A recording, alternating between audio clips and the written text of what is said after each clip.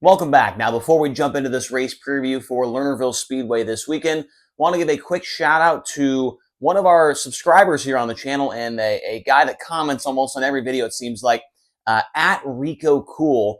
He sent me a couple bucks yesterday on PayPal for some new markers, and I do appreciate that. So we're going to be heading to Walmart here later on tonight and getting a couple new markers. Thanks to Rico Cool for that little donation to the channel. Really appreciate that. Now, let's get into this race preview. So, this Friday night at Lernerville marks just 10 races left in the season for Kubota High Limit Racing. It's races number 45 and 46, both of them taking place at Lernerville on September 13th and 14th. The track located in Sarver, Pennsylvania, of course, 4/10 mile oval, and it's going to be the Commonwealth Clash. Now, it feels like it wasn't that long ago that we were doing a race preview for Lernerville. It was the race we had right before we went to the West Coast Swing. Obviously, that was a long time ago, considering the West Coast Swing was about 3 weeks. We had Knoxville in between there. We had all kinds of different stuff in between there as well. But it does feel like this was relatively recent. But we do have some different things to talk about as well with this race preview. Now, the weather forecast going in on Friday, it's going to be a high of 81 degrees, a low of 55 degrees. Rain chances are just 7%. And then on Saturday, we've got an 83-degree high, a 56-degree low, and rain chances at 5%. So, man, does it feel like to you guys that I feel like High Limits had some pretty good luck this year with weather? The races I can recall getting rained out or canceled, Texarkana, Davenport, and 81 Speedway. I feel like those are the only three that we've had issues with all year long, which is a pretty good track record for the series. $10,000 to win and $1,000 to start on Friday, and that leads into a $50,000 to win show on Saturday and $2,000 to start the main event on the finale. Now, the estimated car count going in, we're thinking about 35 plus. With the drivers we have on the board over here, that's about 32, and it is Wednesday, so we still have some time for guys to post on Facebook or let us know that they're coming. Right now, we've got 35 plus on the list is what we're thinking. Now, if you do watch these videos on YouTube, make sure to come back every now and again and check the comment section below, because if I do find out we know that somebody else is coming, I will post that down in the pinned comment at the top of the comment section. I will be adding the drivers that we find out if they're going to be coming or not. Now, as I mentioned, the last race was not very long ago. Usually in this part of the board is where we have our most recent 410 winners at the track. We have not had another 410 race at Lernerville since the Silver Cup, the one I was just talking about before we went to the West Coast Swing. So here was the top five from the Silver Cup main event. Rico Abreu was able to get the win. He started in the 8th position that night. He was the Durst Ice Roll driver, and he picked up a pretty good payday there for the Silver Cup win. After a pretty good battle between himself and the 14 of Corey Day, Corey would end up in the 2nd position. Brad Sweet was in the 3rd spot. Anthony Macri was 4th, and I know what you're thinking, Chase, why is that so big? I do have another Anthony Macri magnet coming, along with a whole bunch of other drivers as well. If you check the community tab on the YouTube channel, you can see all the different magnets that we've been trying to collect. And Macri is one of those. So that one a little bit big, but that's not going to be like that forever. And then Corey Eliason actually rounded out the top 5 in that number 8 car for Ridge and Sun Racing.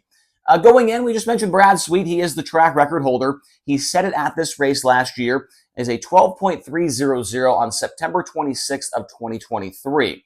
So coming up on a year to the date of the track record set by Brad Sweet.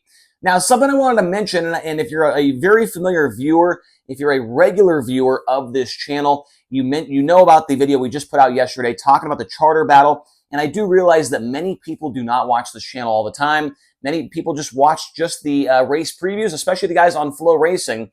And so I wanted to put this charter battle back on the board as well.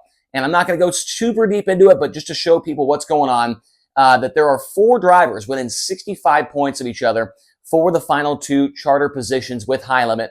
At the end of this year, the top 5 guys in points all get a charter to use in 2026. And then in 2025, we'll take 5 more guys and give them one for 2026 as well. So Brent Marks currently sits in 4th in the point standings, and that is a charter position. He is pretty far behind Tyler Courtney and Rico Abreu in 2nd and 3rd. That's why I don't have them on the board. But Brent Marks, with 2,237 points, he only has a 1-point advantage right now over the 83 car, the Roth Motorsports machine driven by James McFadden. and then a 53-point lead over the 14 of Corey Day in the Jason Myers Racing owned car. And then the Buick Motorsports car of Justin Peck is 65 points behind. So with 10 races left, 4 drivers within 65 points going for 2 positions for a charter, which, as it sounds, will be a pretty lucrative deal for the team owners when it comes time to divvy those up. And we don't know all the, obviously, we don't know all the details yet, but that's something very interesting to pay attention to with 10 races remaining in the season. Also, want to mention this as well. We talked about this in a different video on the channel, and Flow Racing did put out an article about this, but if you missed it, Parker Price Miller is not driving his family-owned 9P car for the rest of the high limit season.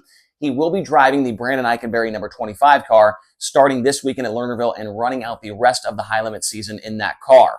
Now, let's talk about some of the non-high roller drivers that we are expecting to see at Lernerville Speedway on Friday and Saturday night. We've got Hunter Schoenberg, the 2KS car, the TKS Motorsports machine, will be making an appearance at Lernerville coming up this weekend. John Jarek in the 3 and Jacob Begenwald in the 3J. Those are 2 cars along with the 11 of Carl Bowser and the 11J of David Kolb Jr. All 4 of those drivers are basically regular competitors. They run for points on a weekly basis at the Lernerville Speedway. Carl Bowser, a 2-time track champion there in that 11 car. David Kolb Jr. will be making his high limit racing debut, I think, or he was there last year for the high limit show. He was not there during the Silver Cup, so might be a debut. We'll have to double check our notes there for David Kolb. And then Lance DeWeese. Lance DeWeese in the Sheer Motorsports number 12 car will be making his first Lernerville appearance that I could find since 2013. It has been over 10 years since Lance DeWeese was at Lernerville Speedway. So if you're a fan that's going and you want to see Lance DeWeese, I would make sure to be there because he might not ever come back. I mean, it's been 11 years since he was last there, and so that's going to be a cool addition to the field. Cody Bova in the 20B car, along with Brian Brown. So Brian Brown going to make a pretty rare appearance at Lernerville as well in his number 21 car. Brandon Spithaler with 3 wins on the year at Lernerville. He's going to be there as well in the 22. Emerson Axum will be making his Lernerville Speedway debut, and boy, has this guy been unbelievable this year. His first year running full-time wing sprint cars, made the Knoxville Nationals, made the Kings Royal. He's been on the podium with the Outlaws, has not ran a ton with high limit racing this year, has mainly been running, with the Outlaws. Does have a couple of starts, don't get me wrong. But man, has he been super impressive, and I cannot wait to see what he does against the high rollers. A new track for him, but if you know Lernerville, it is one of the raciest joints in the country when it is right. And so I'm excited to see what Emerson Axum will do this weekend. Anthony McRae, just talked about him over here, ran 4th during the Silver Cup. He's going to be in the field as well as Cy Lynch in the 42, which means that Tanner Thorson will be back in the field after Lynch kind of filled in for him at Port Royal last weekend with the birth of Tanner Thorson's kid. So Tanner Thorson will be back, Cy Lynch back in his 42. Michael Bauer, another one of the Lernerville Speedway regulars in the 46. Logan Wagner, how about that? The 69K.